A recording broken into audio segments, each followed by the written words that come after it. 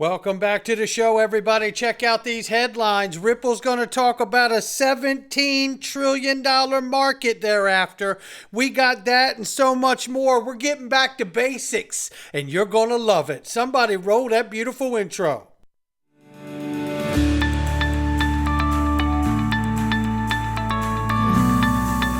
Digital Perspectives with Brad Kimes. Come on in.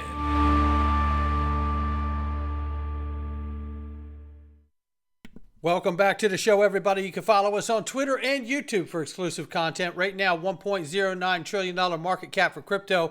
The market is off by 0.4%. Let's see what's going on here. Let's try to freshen this up here. Actually, the market is $1.11 trillion, and we're back up 2.5%. I thought something didn't look right. Right now, Bitcoin 26,400 plus. We see Ethereum 1685 and change, $82.7 billion market cap for Tether, and we have no idea how the U.S. government feels about it. XRP right now is up 5.1% in the 24-hour, and actually in less than that, in the last 6 to 8 hours. We're at 53 cents, but we're still off by 10.5% on the 7-day. Ladies and gentlemen, if you haven't done it, tonight's the night. If you're an 80s guy, you know.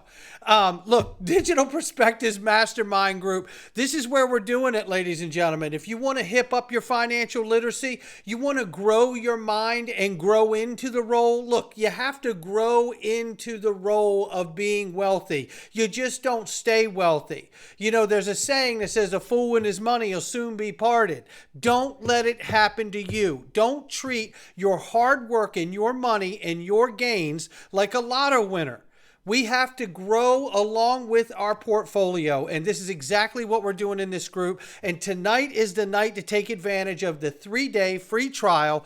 Join us for the private weekly live stream, which is going to be outstanding as we look at some steps to building wealth. Make sure you take advantage of the free offer. It is a limited time offer, and there will only be so many seats.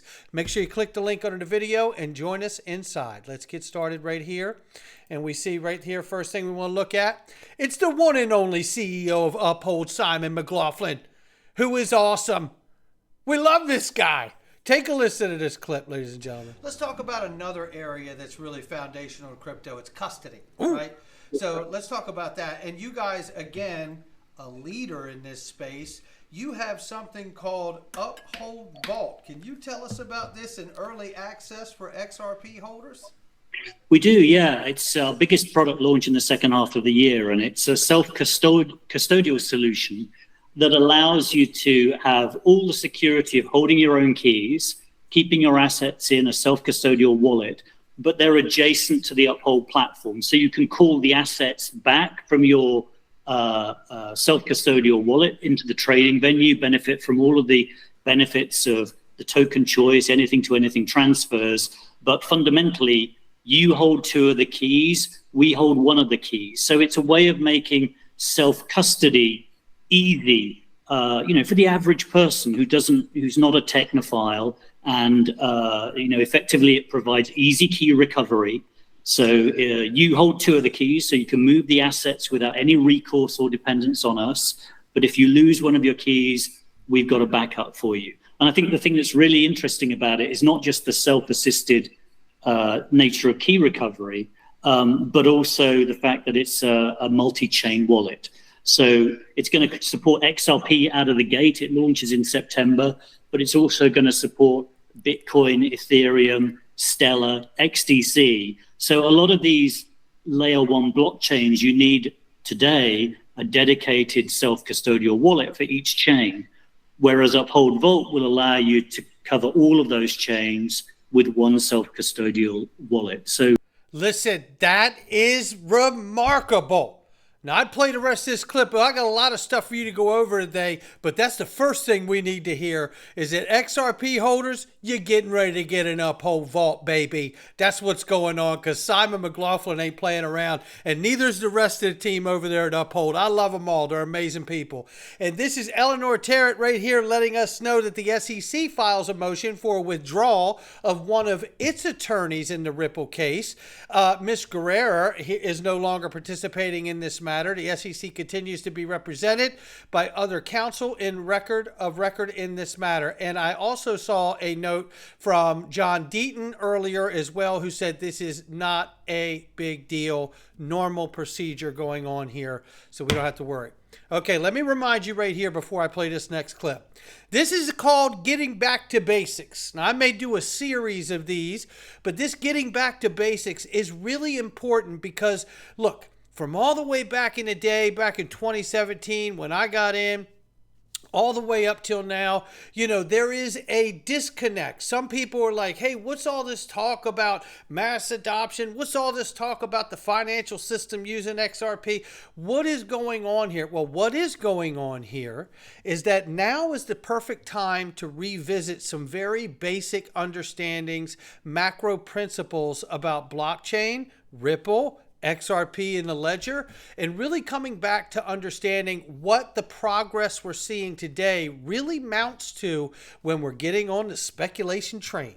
Well, we know recently there is no speculation in this. Ripple joined ISDA, which is the International Swaps and Derivatives Association, and they settle about $1.2 quadrillion worth of derivatives every year, which is about the same size as a DTCC because all the entities that are in it in the association work with the DTCC. So now looking at that, if you look at that and understand that and realize that Ripple's just been brought on to help settle that, only people who were very, very low on the speculative scale will say, well, Ripple may help with the software, but it doesn't say XRP. And they're right. But I tell you what, if you don't think that they're going to use XRP, I don't know what to tell you. Because the full advantage of the whole host of suite of products that are offered by Ripple are complemented to the greatest degree when XRP is used and applicable. Now, I want to play this for you here, and I have to show it to you this way because for some reason, Twitter sometimes doesn't want to process everything it's trying to load. So this is a clip, and if some of you have seen it, I encourage you to stay with me through this. I went through and watched all this information before I put it together today, and it helped refresh me as well. Gary Cohn, who used to be chief economic advisor to the last administration in the United States, and that's none other than Glenn Hutchins right there, former president of the New York Federal Reserve and many other things, early investor and advisor, I believe, to Ripple, if my memory serves me correctly. And then there's Jay Clayton, who we don't really care for that much, but it doesn't matter. They're having a fireside chat at the time, and what we need to hear here is to fill the gaps of getting back to basics. And one of the first things you're going to hear mentioned is digitizing securities as a benefit to blockchain. Then you're going to hear them talk about lowering the cost. Then you're going to hear them talk about taking private blockchains just like Bitcoin, Ethereum, and meshing them together with other value protocols to create a global blockchain and experience. Take a listen. Enormous amount of applications for this, and whether it's digitizing securities, moving securities, fragmenting securities. He's telling you right there all about digitizing securities, fragmenting securities, right? And didn't we just go over ISDA just had Ripple join onto there to help settle those derivatives over $1 quadrillion worth? You think this conversation is not connected? I do. And you better bet I'm speculating my ass off. It's what I do. It just has enormous use. So I am very, very bullish on what it's going to do to the industry. And this goes back to where we started, how the SEC, the CFTC, the Fed, they're going to have to understand that this is going to happen with or without you, and it's better off to happen with you. Okay, a couple of things. All that is accurate. Let me just give us a different, slightly different perspective on it. Let's talk first about digital currencies, and let's talk about crypto stuff. And let me bring this up to where he explains blockchain for everybody. 80 to 90% of U.S. $100 bills are used in organized crime and tax evasion. So the thing that's most useful to the bad guys is cash. It's the ultimate sort of anonymized security. But anyway, so that's a straightforward, easy thing to do. It should be done, and kind of we just got to get there. Agreed. Right. That's the end. That's easy. Amen. Now, if you talk about the whole crypto kind of world. I got to this from the kind of the payments thing because I've been looking for a way in which we could take the cost of payments down by 99%, the way we've taken out the cost of trading in securities. In the payments world, we use the term, we oftentimes use the term of the payments rail. So it's a payments rails and taking the cost down by 99%. In just a moment, you're going to hear about 90% savings with SMEs from a Ripple exec. Credit card rails, there's checking rails, there's the FedWire rails. Moves around. So let's to understand how I think to think about the cryptocurrency world is there are three parts of it: the blockchain, the token, and the protocol. And the three of them operate together to create one solution, one integrated solution that has the capacity to revolutionize the way we move things of value around the world. Let me use a railroad analogy to make the point. There you go. The token is the equivalent of the boxcar. It's the thing into which you embed something of digital value that needs to be moved from one place to another, from one part of a blockchain to another. The blockchain is the cargo invoice, is the invoice and the cargo manifest. And the rails is the protocol. And you have to think about all three as one integrated solution that enables you to accomplish the purpose of moving anything of value around the world at the speed of light at no cost, the way we talk about email today. People who just talk about blockchain are talking about something very interesting, but it's a piece of enterprise technology that's an advanced database. And a private blockchain unconnected to the global, to the Bitcoin or another digital currency blockchain is the equivalent of the intranet. Mm-hmm. Remember when we had intranets to begin with, where it was really cool, you could do internal communication with people in your own companies, but it wasn't really until those intranets were connected via the internet protocol to other intranets to create the World Wide Web of intranets called the internet that the world changed. The world is going to change in finance when we connect the private blockchains via the Bitcoin or Ethereum or other protocol to the other blockchains in the world, have a global blockchain that's the World Wide Web of blockchains that'll fundamentally change the way in which not only do we move value around the world at the speed of light, but also in which we actually fundamentally change the way in which we compute, because it's the fourth computing paradigm I've experienced in my lifetime, the decentralized computing paradigm. That is the vision of where we can really go with this that's transformational. Now, the first step will be the intranets, the blockchains, as those get deployed. But that's not the end point, that's just a first step. There it is right there, and that's getting back to basics. And then listen to this guy. Former CFTC commissioner, the head of the Digital Dollar Project. Now, I'm going back on this one a minute from a couple years ago, but I want you to listen carefully to what Christian Carlos says here. And he says, and what he says, I believe, is more relevant today than ever before. The digital dollar proposal he's putting forth is a digital dollar by adopting standard set of value protocols. It could be independent enterprise. It can be a quasi-governmental. There is certainly a role for strict standards and government role in this. I want you to hear him say it. Good.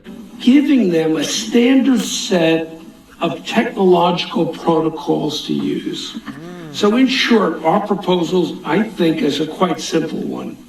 And that is that there be a independent enterprise. Now, it can be a quasi-governmental. There's certainly a role for strict standards and government role in this.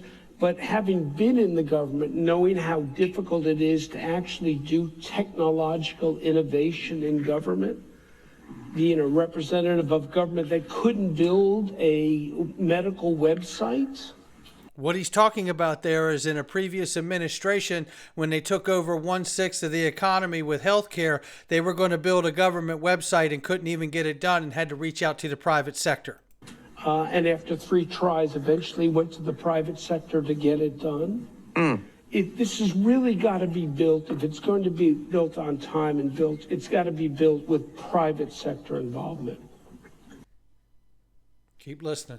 Protocols available to the entire existing financial ecosystem, to banks, payment providers, and others, standard set of protocols. Listen here. And an ecosystem to banks, payment providers, and others, standard set of protocols.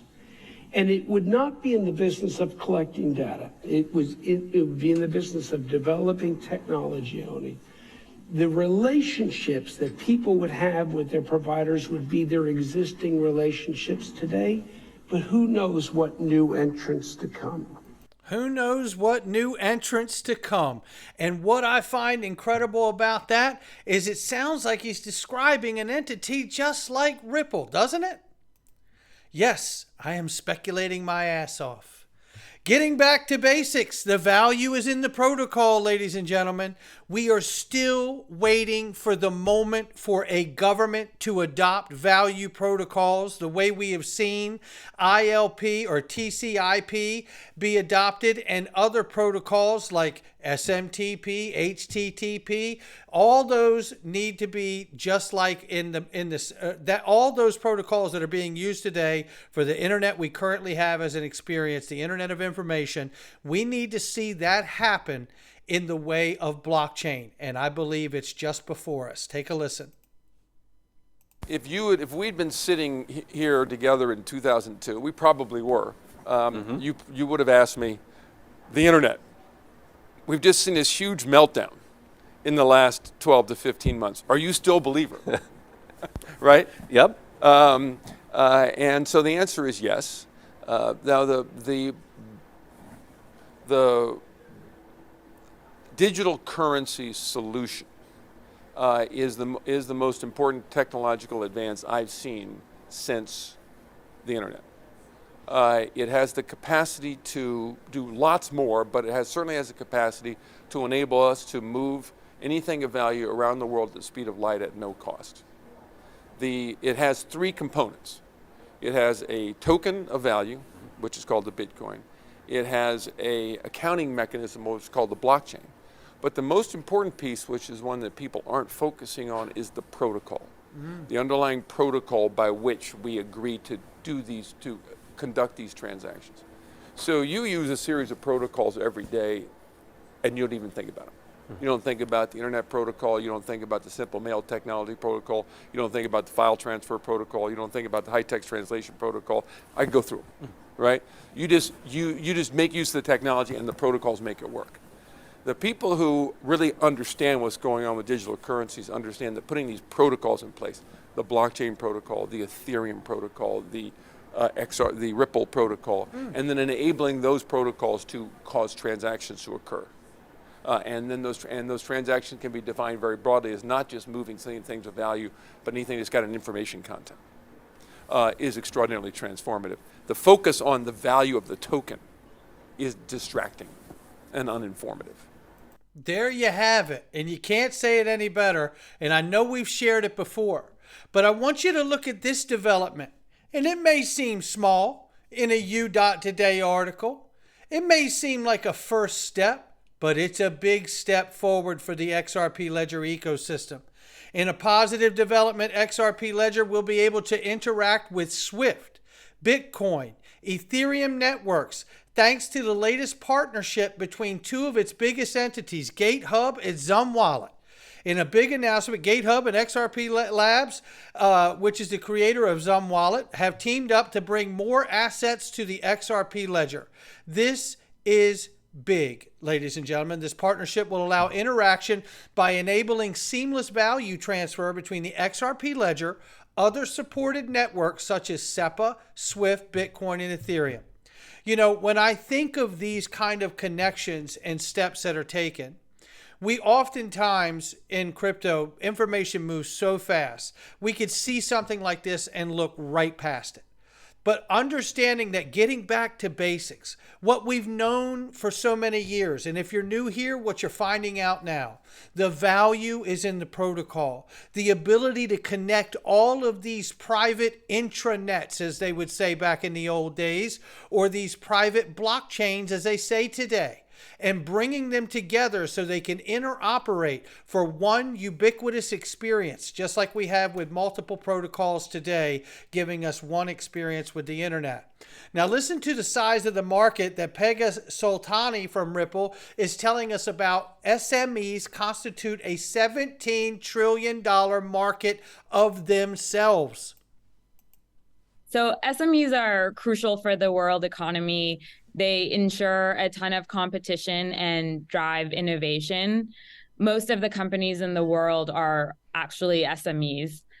They're also a massive part of cross-border payments. So they constitute over $17 trillion of cross-border payments every year. And they're growing much faster than other segments. And a lot of that is spurred by the digital economy and their ability to tap into different markets for new customers. At the same time, they remain very underserved. So while they're big in totality and the aggregate volume is really big, by definition, each one of them is quite small. So when the incumbents are thinking of serving them, the perceived value that they get from these companies is less than what it costs them to serve them. Pretty remarkable when you ask me. Looking right here, I want to highlight this. Digital Assets Daily says, if XRP sees $12 to $25, more than 50% of retail will exit. Then at $50 to $100, another 50% of the remaining retail XRP will be sold. Though many will have met their goal, statistically, 99% of investors never see the peak of their investments. Think of it for a moment. You best believe that institutions and banks who will ultimately want to hold XRP and not just use it, they know better than anyone this truth about us retail investors. After all, remember, they call us retail folk dumb money. It's a true story. It's a sad but true story. And Ripple advantages are up to 90% over the status quo systems, ladies and gentlemen. That was another highlight here from Pegah Soltani from Ripple as well. I'm not going to keep you here, but I'm showing you all of this because we got to get back to the basics. And remember, XRP is the only digital asset in the United States with legal clarity. Understanding that this is a moment because of that legal clarity, we may see confusion. A lot of people say, well, the price isn't moving, so it's not going to happen. I don't believe that. I'm not asking you to. I'm just asking you to take a look at the information and make up your own mind. This isn't financial advice from me or anyone else. It's just my digital perspectives. And I think we're at the greatest moment we've ever been. We're further down the road than we could have ever imagined at this point. And all we have to do is keep our eyes open for more adoption and wait, just wait until we see the first one or two U.S. financial companies begin to use XRP. Wait, just wait until we see a government adoption of the value protocol, the XRP Ledger or Stellar or others, and just wait and see what happens then. That's how close we are. I'll catch all of you on the next one.